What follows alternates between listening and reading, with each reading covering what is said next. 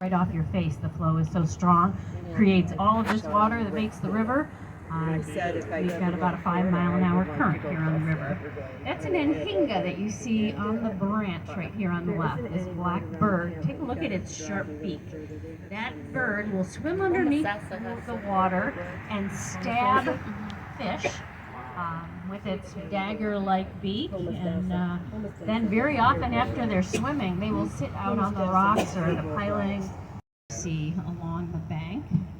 Manatee will grow up to more than 1,000 pounds, and they consume about 10% of their body weight in aquatic vegetation every day. So that's about 100 pounds that they're eating of this eelgrass and floating water lettuce.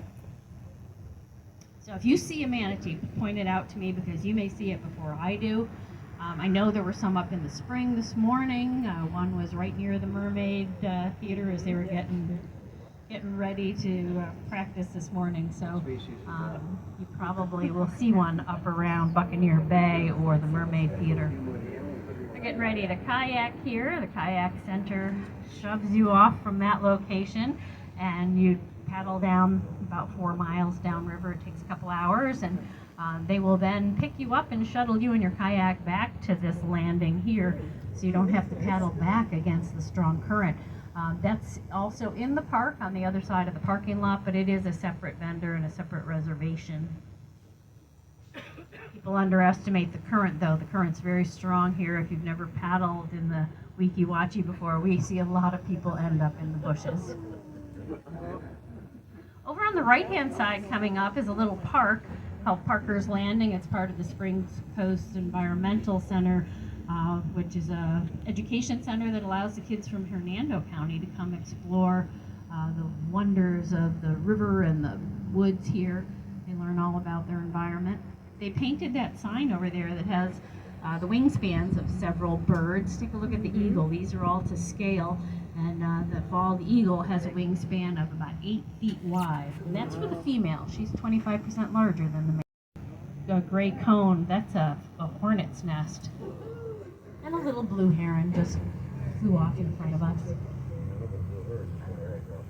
Cypress tree.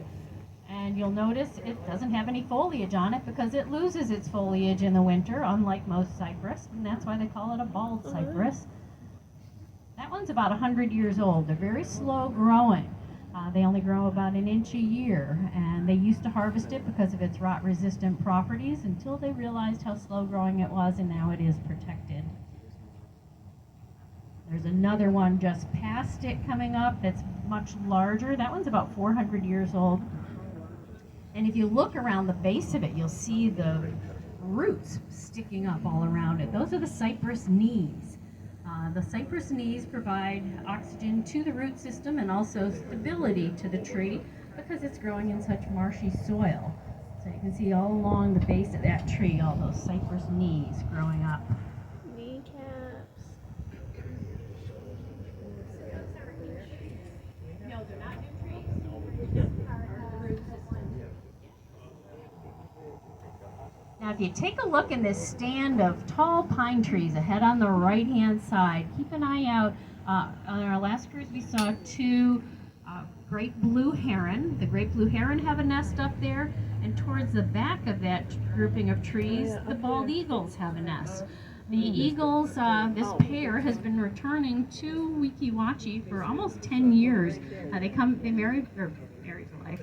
They're paired for life, and they will return to the same nest every winter, and we think that Martha may be up there in the nest now, hopefully with some young ones. They're named George and Martha, and their nest is about 8 to 10 feet wide to accommodate the large birds.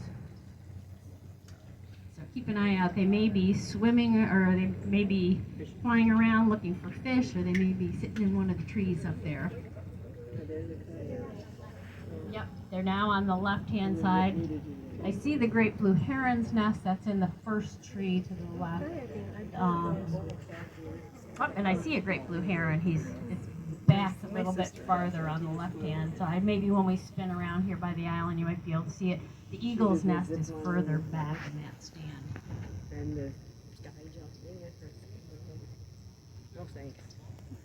Florida has the snook will be in here, red snapper, mangrove snapper. Somebody saw a bass in here yesterday. So lots of different fish.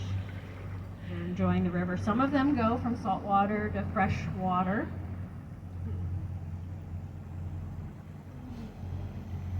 Here so they can bask in the sun. They are cold-blooded, so they depend on their environment to warm them up, and they will bask in the sun for many hours every day. You can see the one in front of us on that log that comes up at a 45-degree angle ahead on the left. Right at the base of that log, you'll see a turtle. It's got sort of an orange underbelly, although it's called a yellow-bellied slider. You're allowed. You can stand up and take a look over there. There may be some others in the vegetation that you might be able to pick out. I think there were 3 or 4 of them on our last cruise. So should be able to pick out a couple more. The yellow belly slider is the most prevalent of the turtles.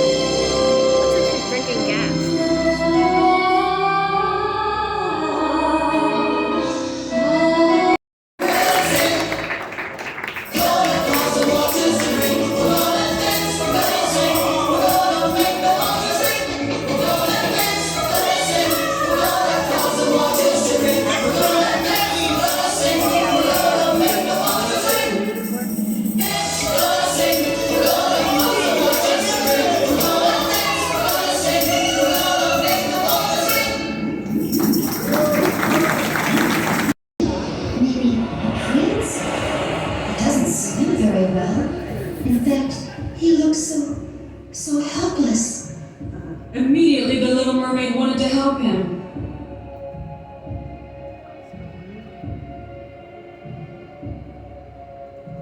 He can't breathe. He is not of the sea like us. Why, he will surely die. little mermaid rushes to his rescue and gives him the breath of life. She kisses his brow, his eyes open. He is surprised. They hover in the sea, staring at one another. The prince is captivated by the little mermaid's beauty.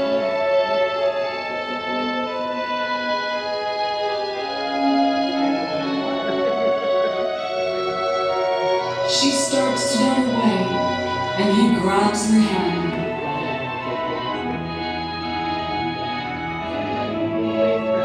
Do you believe in love at first sight? They do. They spin, twirl, and play together in the sea.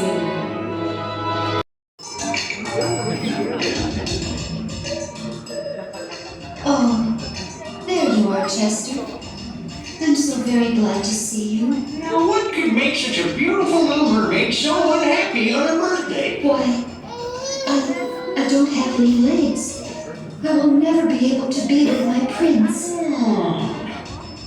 You know, it might... Yes, I know the way, but it's most dangerous. Oh, please, Chester, tell me. You must seek the help of the wicked, evil sea witch, who lives in the deepest and darkest part of the sea. Yep. No, Chester has dark hair. Maybe it's a wig. There's sparkles in it too. Oh no, that's real hair. Never mind. Who would dare approach my lair? That means there's something under The there. Little Mermaid. Are you blind? Have you lost your mind? Don't you know I can destroy your kind? Oh no, you're great. Oh, beautiful. Your smiles. It's wonderful.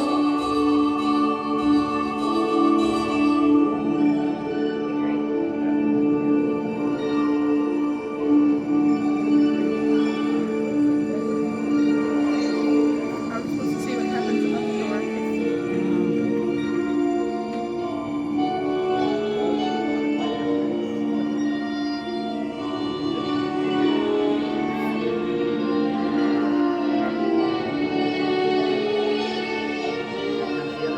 At last, she can journey to the surface of the sea and goes in search of her prey.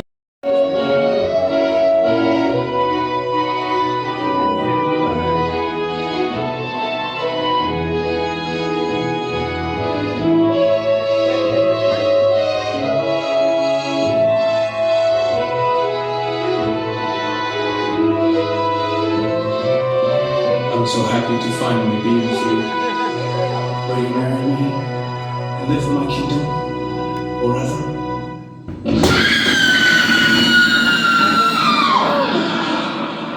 Why, yes, of course. My prince! So they thought they were out of my clutches and would live happily Cannot ever after. Oh, I see. I am the strongest in this ocean. Roar of the depths and keeper of all potion. How can you possibly stand against me? Ha! Take your best shot, you'll fail, you'll see. Just a twist of my whisk like this, and I'll make the water speak. Horrifying cyclone shores meet your end. I am invincible. Try what you may. But in the end, it's you that will pay. Can't you see you're no match for me? I'm the obvious ruler of the sea.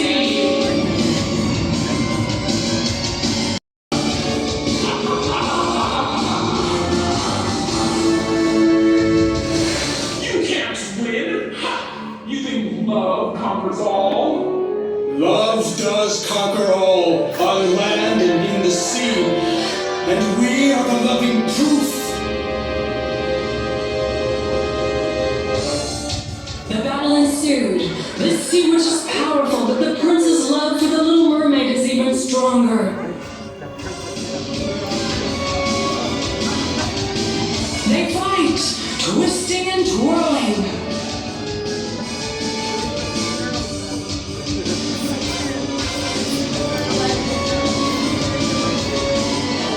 The prince tries to see what's further and further back toward the raging whirlpool.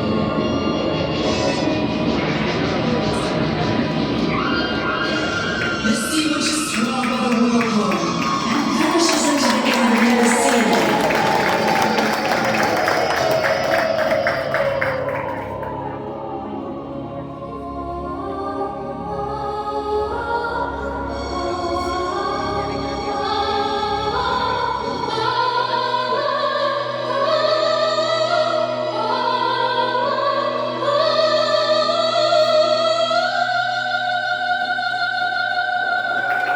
With the sea witch gone, Little Mermaid's voice was returned.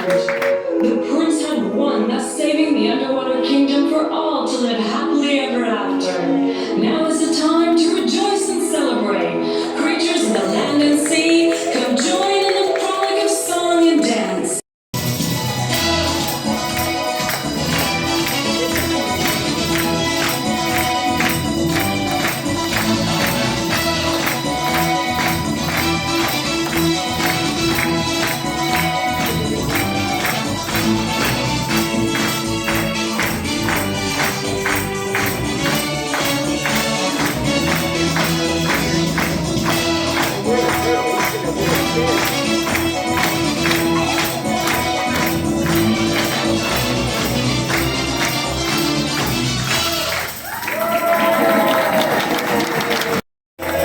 Oh yeah. The Little Mermaid sisters. And the stars of our cast, the prince and the Little Mermaid. I probably only have one boy. He gets it every And time. the entire cast of Hans Christian Andersen's The Little Mermaid.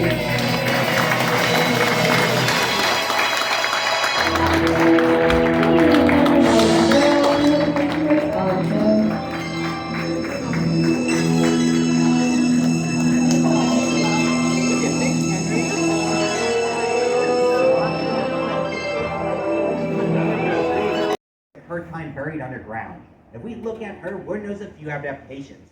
She has these small black pupils, elongated nasal pits, and that shovel-like head.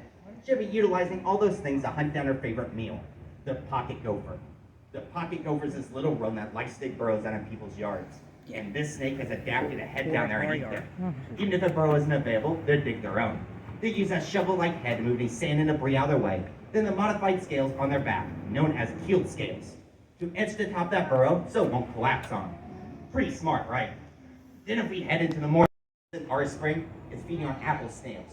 These snails get about golf ball size and lay up to 1,200 eggs a year. They're able to reproduce in less than a year. So you can see how the population increased pretty quickly. Luckily enough to the turtles, that's like popcorn, a nice crunchy snack. And they do their jobs very well. And if we look at them, we can tell why they're very well adjusted for this environment. They're this really streamlined shell, silky smooth skin, and webbed feet. And with him, I 100% know for a fact he's a male. We take a look at this tail. Very long and fat. He also has these long claws in the front that are handy for a lot of different tasks. Those will help him dig, climb, scratch his back, pick his nose, all the important parts of life. Most importantly, it's used in a little mating dance. He will swim up to that female turtle and vibrate the claws on her face and neck, trying to impress her. Now, guys up there, that is a turtle thing. It usually does, and he's about 5 years old. The cool part about alligators is the fact that they have maternal care, meaning that the mother alligator will hang around for the first 3 to 6 months of life, even up to 2 years, to make sure this little guy gets off to a good start. So say you see that baby alligator swim around, and it's like, hey, he looks pretty cute. I want to pick him up. Not really a great idea. Mom is about 10 feet behind them. And when we get too close, that baby will let off a high-pitched chirp. Then Mom is going to come running. Hope you have a plan ready. This adult alligator can run 5 to 10 miles an hour, swim 10 to 15 miles an hour, has been seen climbing chain link fences and trees, and jumping 6 feet high. If we were to ask the magic 8 ball on that one, it would tell us outlook not so good. And It has worked out every time for me so far. It is why I'm doing the show alone today. Because you don't always have to be the fastest one. Just be faster than the person you trip. Luckily enough, alligators are pretty lazy animals. They're an ambush predator. They rather lie motionless in the water or near the water's edge and wait for the meal to approach them. Then at the absolute last second, they will lash out and grab it. Alligators have even been sighted using tools and lures. They will stack sticks and logs on their nose and submerge themselves into the surface. And then they wait. And they wait.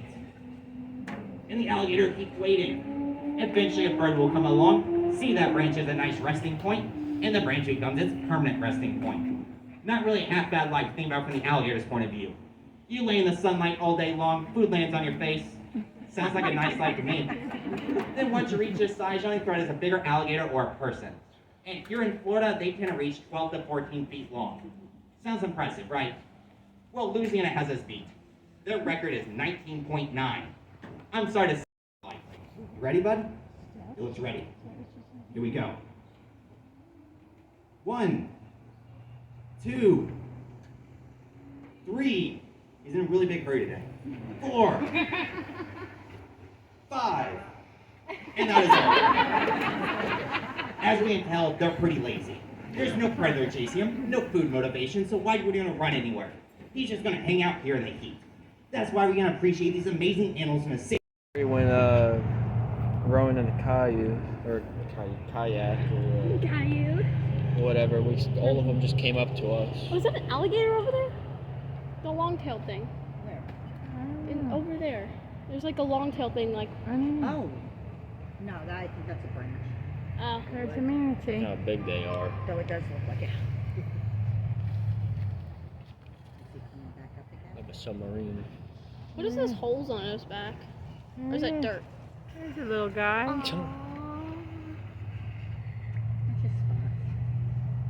The kid hasn't come up in a while. That'll get concerning. He's just chilling. I want to get on this board right now and start like riding the manatee. I just want to pet it and just sit on its It looks very like blubbery, which feels like it'd be like velvet. Like a whale. Yeah. Yeah. Or I've pet sea lions, so I assume There he is it's feel again. like that. What the heck is that? What? That box thing. What's the box? Where is it? Oh, it's right. See right there? Oh yeah. And then there's the baby one over there. Little chunky monster. Cute. Let's take a picture of that fat thing. Yeah. He better come up again. Mom, he better come up again, I swear. Look at me. Maybe I can get you in it. Oh, it's a little snoot. Whiffer sniffer. Why did they close off half of the spring? Is that another snake? Oh no, that's a branch. If I get you, I don't know if I get the manatee too well. Girls. Let's see. Why did they It's close moving. off half of the It's It's moving. moving. It's moving?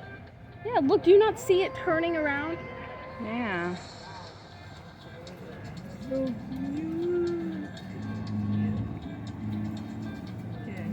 He's moving around. Where will he go? No, I don't think he's gonna come up. He's not gonna come up, but he's moving. Hmm.